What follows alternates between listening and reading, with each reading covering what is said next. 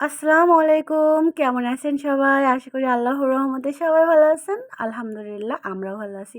আজকে দেখাবো চীনার হাঁসের মাংস রান্নার রেসিপি। তো অবশ্যই ভিডিওটা শেষ পর্যন্ত দেখবেন ইনশাআল্লাহ। তো চলুন দেখা যাক চীনার হাঁসটা আগে দেখি। আজকে আমি দেশি হাঁস বা রাজহাঁস নেইনি, আজকে নিয়েছি চীনার হাঁস। আর এই যে চীনার হাঁসে এই ধরনের অনেক লোম থাকে যেগুলো আসলে এগুলো নবীন হাঁস এটা। তো নবীন হাঁস বলে যেটা হচ্ছে আসলে সবে বড় হয়েছে এরকম হাঁস। তো হাঁসটার ওজন ছিল 2.5 কেজি, 2 কেজি 700 গ্রাম ওজন ছিল, প্রায় 3 কেজি। তো এই হাঁসটার আমি চামড়াটা ফেলে দিয়ে তারপরে নেব, কারণ চামড়াতে অনেক পরিমাণে হচ্ছে ছোট ছোট খুঁটক বলে এগুলো আছে, এগুলো খাওয়া যাবে না। আর এই যে মাংসটা আমি পরিষ্কার করে ধুয়ে নিয়েছি, এরকমভাবে পরিষ্কার করে ধুয়ে নিতে হবে। আর আজকে আমি হাঁসের মাংসটা প্রেসারে দিয়ে সিদ্ধ করে নেব, যেহেতু হাঁসের মাংস কিন্তু একটু স্ট্রং হয় এর জন্য। আর কলিজাটা আমি সিদ্ধ করব না, ওটা আলাদা করে রাখবো। তো আজকে কিন্তু আমি কোনো পানি ছাড়াই রান্না করব। তো পানিটা আমি যেটা এখন দেবো এই পানিতেই কিন্তু রান্নাটা হয়ে যাবে। আর আমি এখানে 3টা সিটি বাজিয়ে নেব। তো আমার যতটুকু পানি লাগবে আমি ততটুকু দিয়ে নিচ্ছি।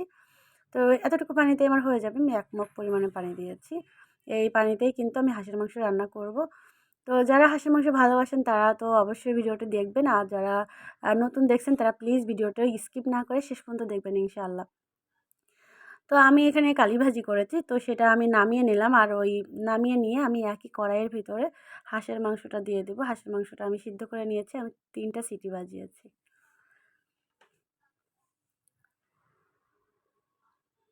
তো আমি এই যে মাংসের ভিতরে যে পানিটা ছিল আমি কিন্তু ওই পানিটা সহ দিয়ে দিব। কারণ আমি আগেই বলেছি যে আমি আজকে আলাদা কোনো পানি দিব না। আমি ওই পানিতেই কিন্তু রান্নাটা শেষ করব। যারা খুব সহজ নিয়মে এবং খুব সহজভাবে হাঁসের মাংস রান্না করতে চান তারা প্লিজ, প্লিজ আমার ভিডিওটা শেষ পর্যন্ত দেখে এই ভিডিওটা ফলো করে সেমভাবে রান্না করবেন। ইনশাআল্লাহ অনেক টেস্ট হবে, অনেক মজার হবে। তো এখানে রসুন বাটা দিলাম, আর রসুন বাটাটা আমি বেশি পরিমাণে দিচ্ছি, তাই আমি এখানে 2 চা চামচ পরিমাণে দিলাম। দিয়ে দিব আদা বাটা 1 চা চামচ পরিমাণ।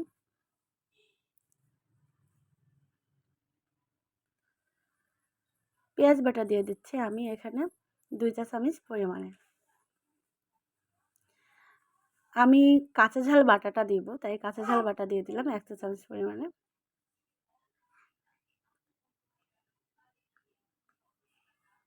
দিয়ে দিচ্ছি স্বাদ অনুযায়ী লবণ।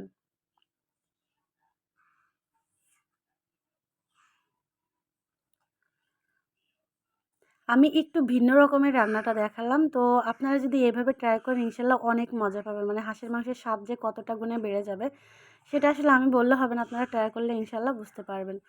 তো এখানে দিয়ে দিলাম আমি হলুদ গুঁড়া, আর দিয়ে দেবো শুকনো ঝালের গুঁড়াটা।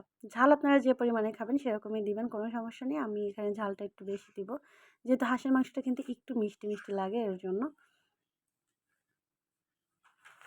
দিয়ে দিব জিরার গুঁড়া।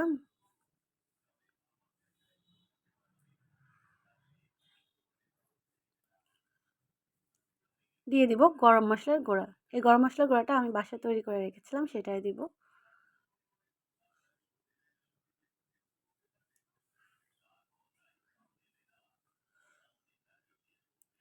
এখন আমি ভালোভাবে নেড়ে-চেড়ে কষিয়ে নেব। এই যে পানিটা আছে এই পানিটা কিন্তু একেবারে শুকিয়ে আসা অবধি আমাদেরকে ভালোভাবে রান্না করে নিতে হবে। আর আমরা আজকে কোনো ঝোলের পানি দেব না। তো এখন ছাপাকে একটু দেখাই। দেখুন ছাপা বুড়ির অবস্থাটা কি, রান্নাঘরে বসে আছে। আর খুন্তিটায় একটু ঝোল লেগেছিল। তো এতটা মজার হয়েছে যে এতটুকু বাচ্চাও চেটে, চেটে খাচ্ছে খুন্তিটা। তো আমি এর থেকে একটু ঝোল উঠিয়ে দিয়েছিলাম খুন্তিতে করে। তো ছাপা কিন্তু ভীষণই পছন্দ করে। আসলে ও ঝাল খেতে পারে না। কিন্তু ওর কাছে মনে হয় ভালো লেগেছে, ছোট মানুষ এর জন্য খাচ্ছে।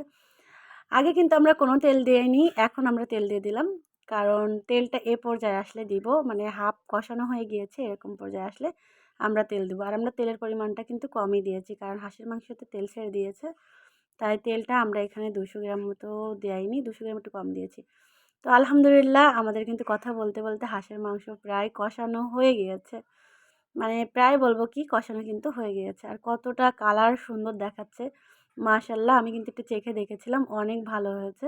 তো এখন আমরা দিয়ে দেব নারকেলের দুধ। একদম এরকম কষানো হয়ে গেলে তারপরে কিন্তু নারকেলের দুধটা দিতে হবে। তো শীতের সময় নারকেলের দুধটা একটু ঘন ছিল। যেহেতু শীতের দুধটা করেছি তো আমি এখানে একটা নারকেলের দুধ দিয়েছি।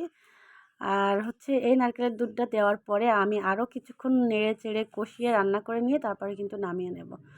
তো একটু ঢাকনা দিয়ে ঢেকে আমি রান্না করে নেব আরও 10 মিনিট। তো ফিরে আসলাম 10 মিনিট পরে। আমি এখন গ্যাসটা অফ করে দিয়েছি। আর দেখতে পেয়েছেন হয়তোবা যে কত লোভনীয় আর কত সুস্বাদু দেখাচ্ছে, মাশাআল্লাহ। আর খেতে কিন্তু অসম্ভব হয়েছে, অসম্ভব। তো আপনারা ভাত, রুটি, পরোটা, পোলাও সব কিছুর সঙ্গে কিন্তু এই মাংসটা খেতে পারবেন। আর এই যে চীনা হাঁসের মাংসটা খেতে অসম্ভব মজার। তো অবশ্যই একবার হলেও ট্রাই করবেন ইনশাআল্লাহ। আর ভিডিওটি ভালো লাগলে লাইক, কমেন্ট, শেয়ার আর সাবস্ক্রাইব করতে একদমই ভুলবেন না।